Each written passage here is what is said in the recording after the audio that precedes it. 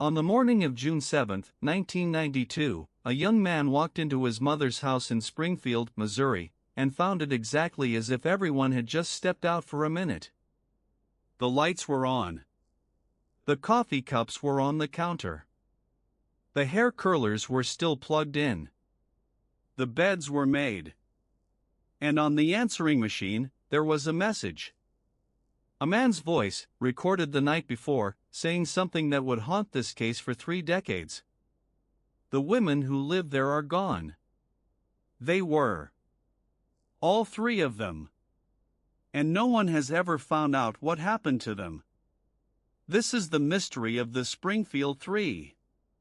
The house belonged to Sherrill Levitt, a 47-year-old mother of 3, known for her warm smile and a home that was always open to her kids' friends.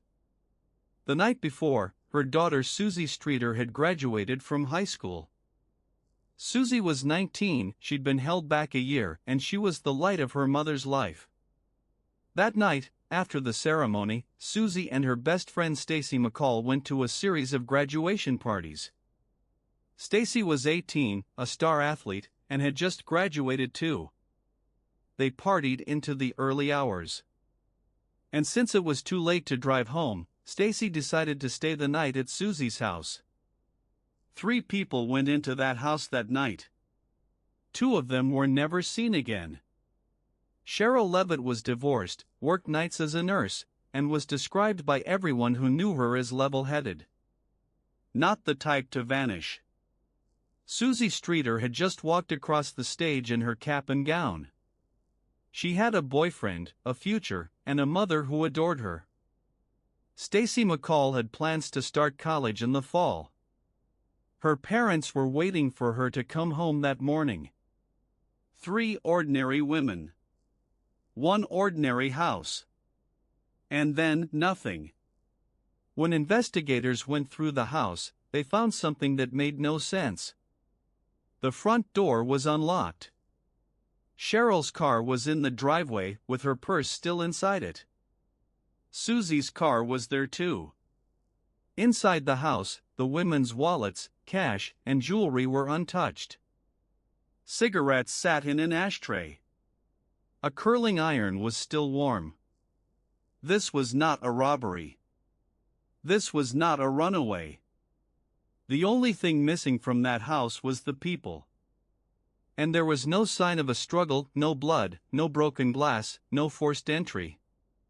It looked like the 3 women had simply walked out. Except their keys were still there. Their cars were still there. And none of them had any reason to walk anywhere in the middle of the night. In the days that followed, witnesses came forward. A neighbor reported seeing a dark van parked outside the house in the early morning hours.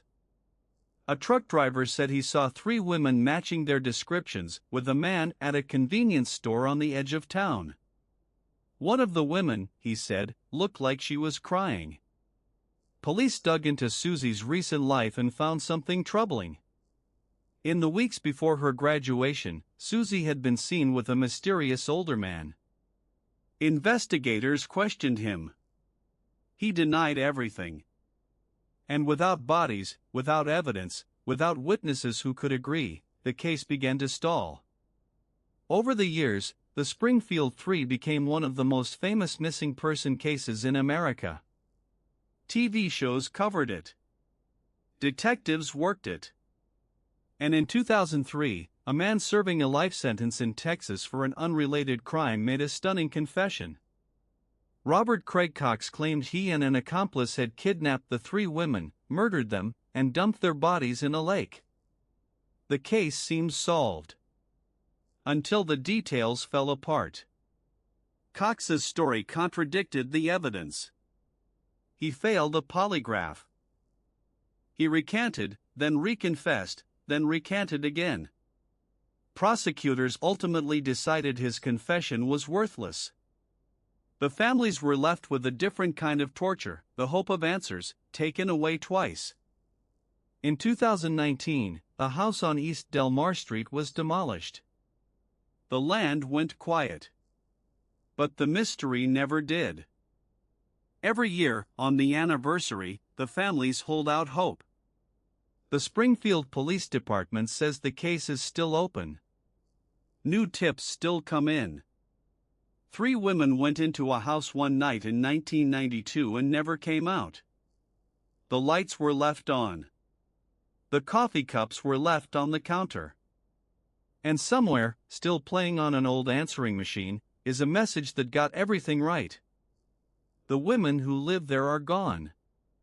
The question is, who made that call? And who made them gone? No.